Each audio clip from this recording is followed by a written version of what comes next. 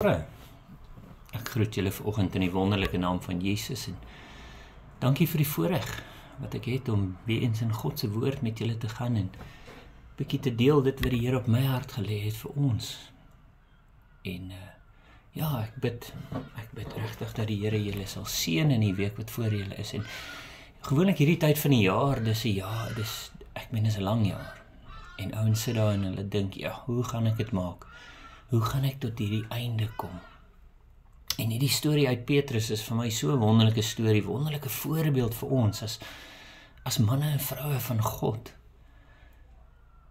Hoe ons geloof moet baseer op dit wat die Here alreeds vir my en vir jou gedoen het. So dan sit ons daar en dink, hoe gaan ek? En dan sê ons maar, dis nie jy nie, jy hoef net te glo. Dis al wat jy moet doen, dis al wat ek moet doen, is om te glo. Hier sê dit vir ons in 1 Petrus. En Petrus is vir ons so 'n wonderlike voorbeeld van 'n disipel wat oor en oor gemisluk het. Oor en oor het hy misluk. Elke keer was God daar om hom weer op te tel, nee. Elke keer. En ons lees dit hierso van 1 Petrus 1 vanaf vers 3, hy sê, geseënd is die God en Vader van ons Here Jesus Christus, wat na die groote barmhartigheid ons, en dis 'n geskenk, hy sê dit vir my en vir jou hierso, hy sê, ons die wedergeboorte geskenk het, tot 'n lewende hoop, deur die opstanding van Jesus Christus uit die dode. Daai geskenk, dis iets wat ek vir jou gee, dis jy het niks gedoen om dit te kry nie. En as ons dit besef vandag, dan kan ons deur hierdie jaar gaan, en ons kan volhard tot die einde, ons kan aanhou, ons kan persevere, ons kan daai deursettingsvermoë bewys aan ons medemense. God glo al klaar in jou, dis hoekom hy daai geskenk vir jou gegee het. God glo al klaar, hy weet al klaar, hoeveel keer het Petrus geval, hoeveel keer het Petrus misluk. Ons lees daarvan oor en oor, en hierso kom Petrus en hy skryf dit, hoekom? Want hy het daai deursettingsvermoë gewys, elke keer as hy geval het die Here daar gekom en hom opgetel, elke keer, oor en oor, nee. En hy sê vir ons daarso, deur die opstanding van Jesus Christus uit die dode. Dit beteken hy het oorwin. Jesus het oorwin. Jesus het vir ons hy geskenk gegee. Wat het hy vir ons gegee? Sodat ons 'n onverganklike en 'n onbesmette en onverwelklike erfenis kan verkry. Dit beteken jy kan niks doen om dit te verander nie. Daai onverganklike beteken dit gaan nie verbygaan nie. Dis nie iets wat ek vandag het en môre kan ek dit verloor nie. Dis nie iets wat ek vandag het en daai prys wat ek vandag kry en dan hang ek dit ergens op 'n muur. Daai medalje wat jy gekry het toe jy op matriek was, of jy het iets mooi gedoen, of daai matriekkaart, of daai goed gaan verby.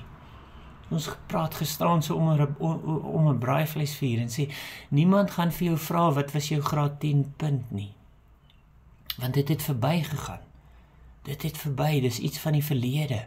Ja, dis belangrik op daai oomblik, sien jy dit as so belangrik, en dit is, en ons moet, maar dan gaan dit verby. Dan sit maar net 'n prentjie op 'n muur, of 'n medalje wat jy ergens hang, of 'n trofee wat jy in 'n kas eintlik bære, nee.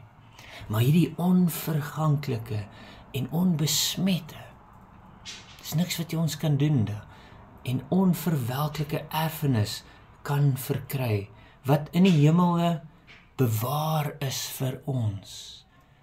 Daai erfenis, wat is jou erfenis? Dit is jou saligheid, dit is die ewige lewe, dit is jou geloof, dit is die hoop wat jy het, dit is die liefde wat God vir jou gegee het. Niks kan dit verander nie. En dit is so wonderlik om dit te weet, al gaan jy dalk deur 'n bietjie van 'n moeilike tyd nou, en dit is waarvan hy praat hierso. Nou, kom ons kyk verder. Wat in die krag van God bewaar word, deur die geloof. Deur die geloof, wat in die krag van God bewaar word. Wat is sterker as God? Niks nie. Wat kan jou geloof in God van jou wegvat? Niks nie, want dit is in die krag van God bewaar tot in ewigheid, Nie net vir hierdie naweek nie, of vir hierdie tydperk waardeur jy gaan nie, of dit is vir ewig bewaar deur die krag van God. Beteken niks kan dit van jou af wegvat nie. Niks. En dit is so wonderlik om dit daar te sien. Hy sê, tot die saligheid wat gereed is om geopenbaar te word in die laaste tye. En dit is so lekker as ons daarna kyk, nee. Almal is so mal en so gefokus op die eindtyd en die laaste tyd en die laaste tye het gebeur toe Christus daar sit opgestaan het. Jesus opgestaan uit die dode. Jesus opgestaan uit die dode. En is in daai laaste tye waarin ons lewe vandag, hy sê, gaan aan daar in vers 6, daarin verheug julle. Al word julle nou, as dit nodig is, 'n kort tydjie bedroef, onder allerhande beproewinge, sodat die beproefdheid van julle geloof, wat baie kosbaarder is as goud, wat vergaan, maar deur vuur gelouter word, bevind mag word, tot lof en eer en heerlikheid van die openbaring van Jesus Christus, vir wie julle, al het julle hom nie gesien nie, tot tog lief het, in wie julle, al sien julle hom nou nie, tog glo, en julle verbly met 'n onuitspreeklike en heerlike blydskap. En die einddoel van julle geloof, dis waarvan hy praat hier op Petrus, hy sê vir ons, die einddoel is ver groter. Jy gaan getoets word, jy gaan gelouter word, hoekom? Want dit verander jou gemoed, dit verander hoe jy die wêreld sien, dit verander jou geloof, dit versterk jou geloof. Hoekom? Met die wete, jou geloof is gebaseer nie op vandag en die dinge wat deur jy gaan vandag nie. Onthou Petrus, hy het groot bek, hy het opgestaan en vir die Here gesê, nee wat, daar waar jy gaan wil ek gaan, daar waar jy gaan, deur die beproewinge, deur die moeilike tye, deur die kruisiging, ek sal saam met jou gaan tot aan die einde. En wat het gebeur? Jesus draai om en hy sê vir hom, gaan weg van my, Satan. Wil jy vergelyk word aan Satan? En hierdie is dieselfde Petrus, wat vergelyk word deur God aan Satan. Want hy daai beloftes gemaak wat hy geweet het hy gaan val. Jesus het geweet Petrus sou val. Jesus het dit geweet. Dis was nie iets niets vir hom nie. Hy sê voor die son opkom gaan voor die haan kraai gaan jy my 3 keer verraai. Voor die haan kraai gaan jy my 3 keer verraai. 3 keer gaan jy my los, 3 keer gaan jy vir mense sê jy ken my nie. Hierdie is dieselfde Petrus, dit is daai mislukkings, dit is daai beproewinge, dit is daai waardeur Petrus gegaan het. Hoekom? Sodat sy geloof versterk sal word. Jesus het dit geweet en tog het hy dit laat gebeur. Hoekom? Want hier staan Petrus vandag en hy skryf daai boek en hy skryf hierdie boek en hy sê sodat ons geloof, ons wat Jesus nie gesien het nie, ons wat Jesus nie saam met Jesus gestap het, ons vandag daai geloof kan hê tot aan die einde. Waar kom dit hier so daar sê? In vers 9, en die einddoel van julle geloof, van jou geloof, my geloof, deur daai beproewinge, deur daai mislukkings, deur daai tye, waar ons dink ons kan nie meer nie, wat ons hier van die begin af, wat in die krag van God bewaar word deur die geloof tot die saligheid wat gereed is om geopenbaar word in die laaste tye. En dan gaan hy aan hierso in vers 9, die einddoel van julle geloof, die saligheid van julle siele verkry. Dis waarna toe ons strewe, nee. Dit is wat ons moet weet vandag, dat al val jy, al is dit hoe moeilik, al dink jy kan nie meer nie, al dink jy is nie goed genoeg nie, jy is goed genoeg.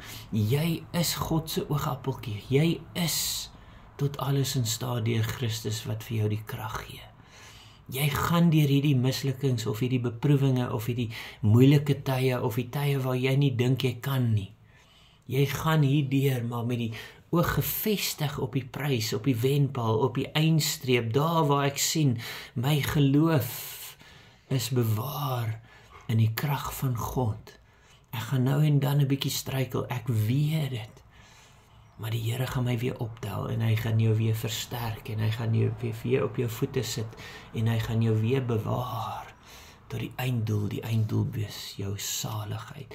Hoe doen hy dit? Deur die liefde wat God vir jou het.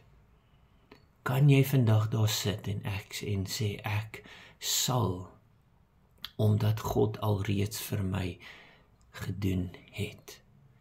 Daar sê dit vir ons Petrus, nee, omdat Christus opgestaan het. Toe Christus gekruisig was, het Petrus hom verloon, verraai, gesê ek ken hom nie, maar toe hy opgestaan het en Paulus dit gesien het met sy eie oë, het hy geglo en sy geloof was versterk en hier sê Petrus, omdat ek en jy vandag, omdat ons hom nie gesien het en tog glo ons, deur die werke, deur die woorde wat in hierdie evangelie geskryf is, tot ons saligheid, sodat ons daai saligheid kan beerwe. En Christus sê vir jou vandag, omdat hy die volle prys betaal het, nie omdat jy goeie werke gedoen het nie, maar omdat hy, Christus, die goeie prys betaal het, deur dit gegaan het, kan ek en jy volhard en aanhou tot die einde. En is my gebed vandag, dat jy sal sterk staan in die geloof, dat jy sal sterk staan en vertrou dat God jou hierdeur gaan vat en die einddoel, die prys, is meer as wat ons ooit kon sou dink. So hou aan. Bewaar jou geloof, hou aan met daai deursettingsvermoë wat God in jou geplaas het, sodat jy by die eindstreep die wenpaal sal kom. En deur dit sal jy God verheerlik en God sal verheerlik word deur jou.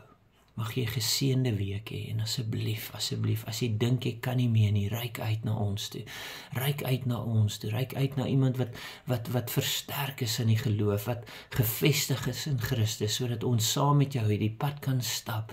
Jy hoef dit nie alleen te doen nie. Christus is saam met jou. Hy is in jou. Hy het jou geskape, hy het jou lief. Maar as jy voel jy kan nie, reik uit, sodat iemand saam met jou kan bid, saam met jou kan intree, saam met jou hierdie pad kan stap, sodat jy in oorwinning kan staan en God verheerlik deur alles wat jy doen. Selfs die mislukkings hierso, nee, is God verheerlik en is die voorbeeld wat ons het. En jou geloof en jou posisie in Christus is bewaar deur die krag van God. En niks kan dit van jou af wegvat nie. So wees versterk vandag, weet dat die Here tree in vir jou. Hy het alreeds vir jou ingetree. En jy is 'n oorwinnaar in Christus. Jy is die geregtigheid van God in Christus Jesus. Jy is tot alles in staat. En die Here het jou so lief. En ek groet jou vandag daarmee in Christus.